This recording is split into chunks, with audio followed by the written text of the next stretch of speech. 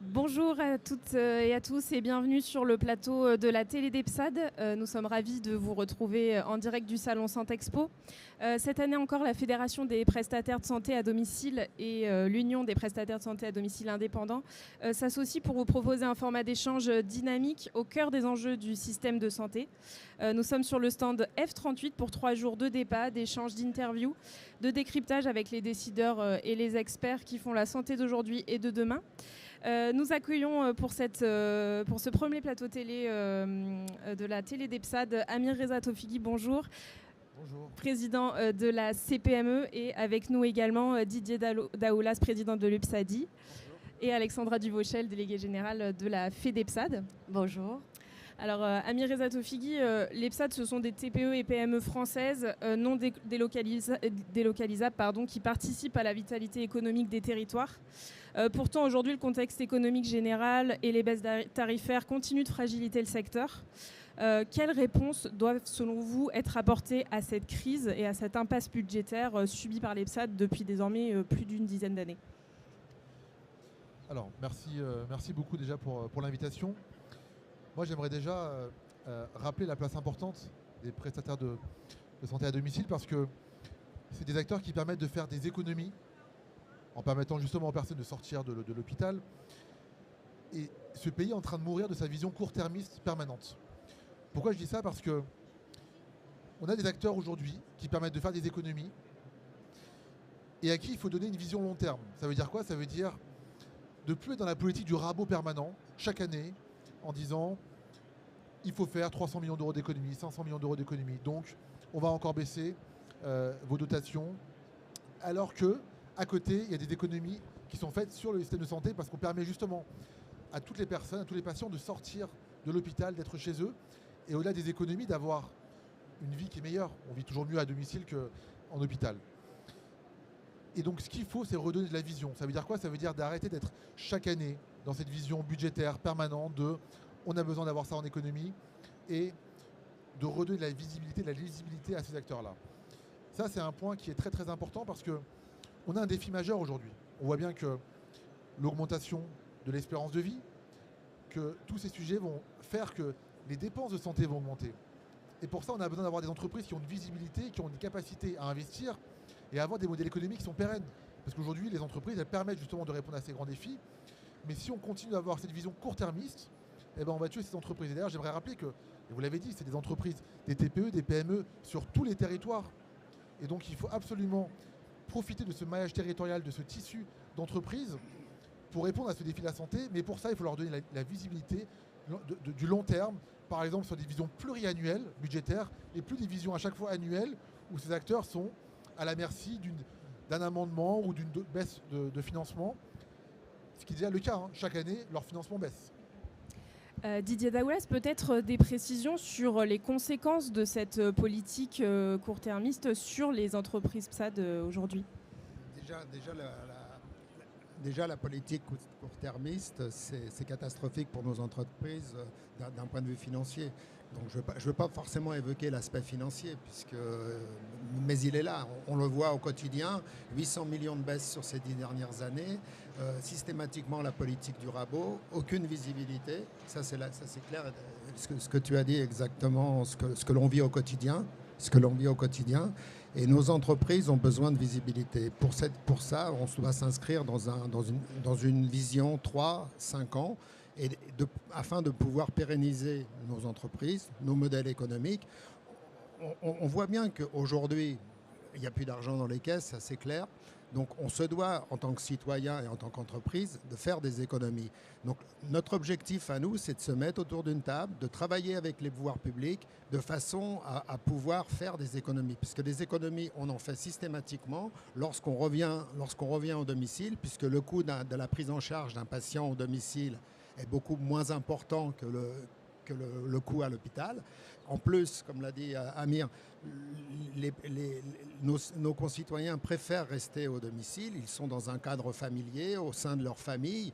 Donc, on a tout avantage à faire ça. Mais pour ça, il faut effectivement que les pouvoirs publics décident de nous donner la parole, de nous écouter, parce qu'on connaît bien quand même notre secteur économique, et de pouvoir projeter avec eux une vision de notre secteur d'activité, et surtout faire des économies, parce qu'on a plein d'idées pour réaliser ces économies.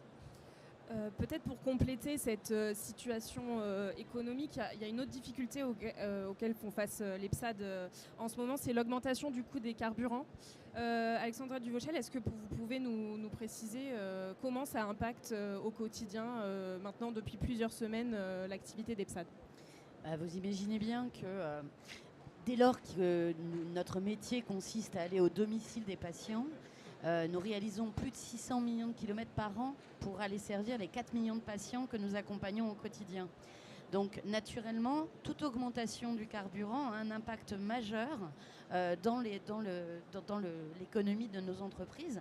Et malheureusement, les dispositions qui ont été prises jusqu'alors ne concernent pas nos entreprises, puisque les aides qui ont été allouées, elles ont été allouées soit sur 2 secteurs spécifiques que sont l'agriculture et la pêche, mais également aux particuliers et nos entreprises qui mettent à disposition les véhicules et assument les coûts de l'essence, eh bien aujourd'hui ne sont pas aidés. C'est vrai finalement pour tous les acteurs du domicile, je pense aussi aux aides à domicile pour lesquelles les entreprises ont également des parcs automobiles. Et nos entreprises sont des entreprises privées qui assument par ailleurs l'ensemble des charges et l'augmentation des charges induites déjà du PLF 2026. Donc on a déjà eu, j'allais dire, un surcroît de charges. On est confronté par ailleurs à l'inflation qui reprend de manière assez brutale, c'est-à-dire que les coûts associés à la prise en charge d'un patient augmentent considérablement pour nous, non seulement au niveau du carburant, mais aussi avec l'augmentation du SMIC de 2,4% au 1er juin, aussi avec les coûts des matériaux, puisque qui dit crise énergétique, problématique pétrolière, dit problème avec les plastiques. Alors vous le savez, les dispositifs médicaux sont pour partie constitués de plastique. Donc tout cela constitue des augmentations de coûts pour nos structures qui impactent considérablement nos entreprises. Et à la différence d'autres secteurs, dans le secteur de la santé ou de l'aide à la personne, eh bien, nous avons deux problématiques majeures. C'est que nous sommes un secteur réglementé, avec des prix limites de vente, des tarifs qui sont, comme l'a dit Didier Daoulas, diminués d'année en année pour ces questions d'économie, avec une vision purement comptable de la notion d'économie de santé.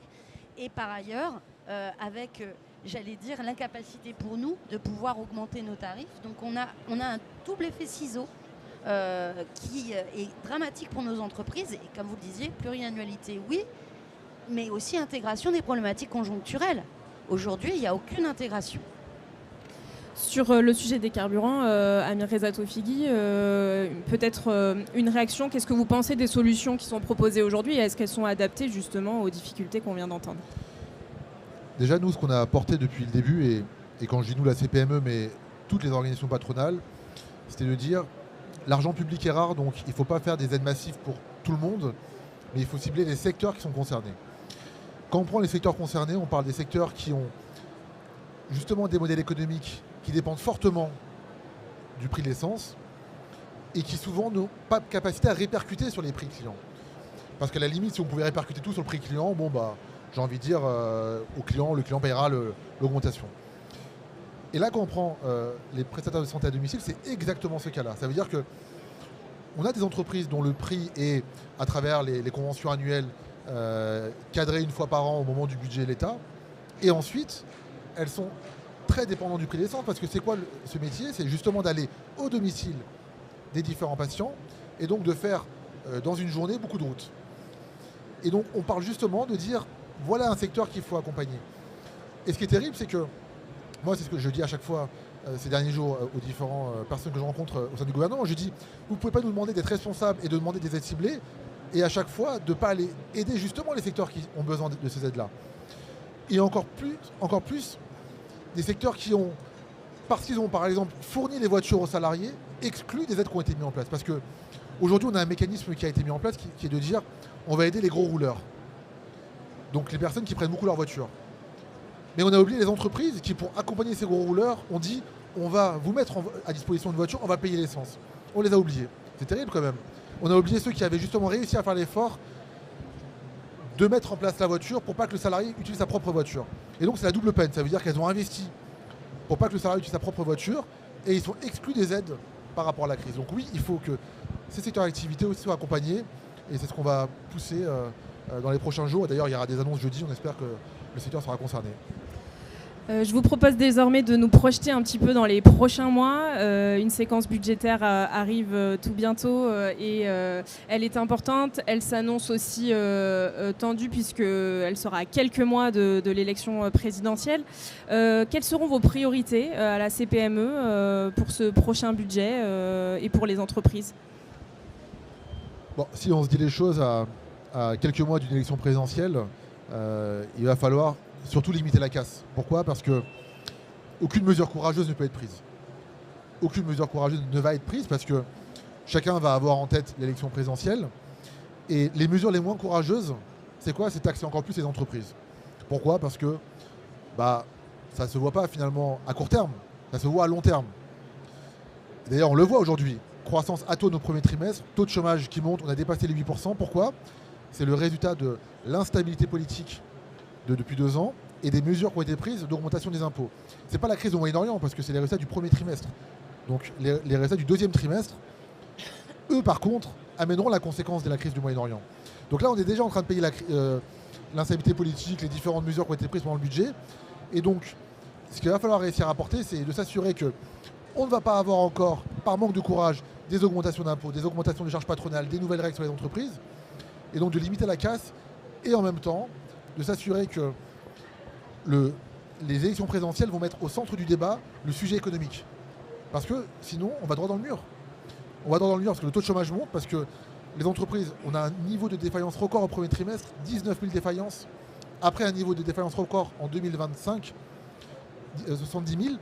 Et donc, il faut absolument que le sujet économique soit au centre des débats économiques, soit au centre des débats pour l'élection présidentielle. Merci. Peut-être pour conclure cette première émission de la télé d'EPSAD ce matin, un mot sur les attentes des prestataires de santé à domicile, justement sur cette séquence budgétaire. Qu'est-ce que vous attendez ? Sur cette séquence budgétaire, on attend quand même pas mal de choses. C'est sûr qu'à 1 an de l'élection présidentielle, il y aura peu de nouvelles réformes qui vont être prises en charge. Donc, nous, ce que l'on attend dans un premier temps, c'est au moins un gel des baisses qui nous ont été affectées sur 2026, en espérant que le PLFSS 2027 puisse être discuté, tout en sachant que, aujourd'hui, peu de nouvelles réformes vont être mises en œuvre dans notre secteur d'activité.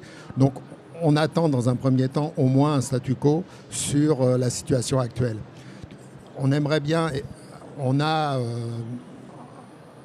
obtenu des pouvoirs publics un comité d'interface qui doit se dérouler en juin ou début juillet, donc qui doit reprendre un peu globalement l'activité de notre secteur, avec des attentes que l'on a formulées depuis un certain temps, pas forcément sur l'aspect financier, sur l'aspect statutaire, sur différents métiers sur lesquels on pourrait avancer pour créer d'autres opportunités. Parce qu'aujourd'hui, on prend en charge 4 millions de patients au domicile, donc on a 33 000 salariés qui couvrent l'intégralité du territoire français, et ce qui nous offrirait des opportunités pour pouvoir présenter d'autres activités. Donc on est dans cette attente-là et on espère quand même que les nouvelles réformes du nouveau gouvernement qui sera issu des élections présidentielles nous apporteront quand même réellement une mise en œuvre de notre métier sur un certain nombre de points que l'on attend depuis des années. Alexandra Duvauchel, peut-être pour compléter, et peut-être sur ce comité d'interface qui est très attendu par le secteur.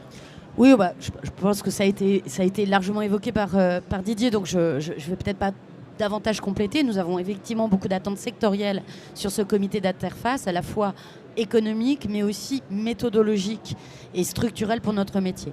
Non, moi, ce que je souhaitais peut-être dire en conclusion, c'est dans le cadre de la vision globale PLF, PLFSS, une attente forte de la part des entreprises d'une stabilité fiscale qui aujourd'hui, parce que l'instabilité est la plus mortifère pour toutes nos entreprises.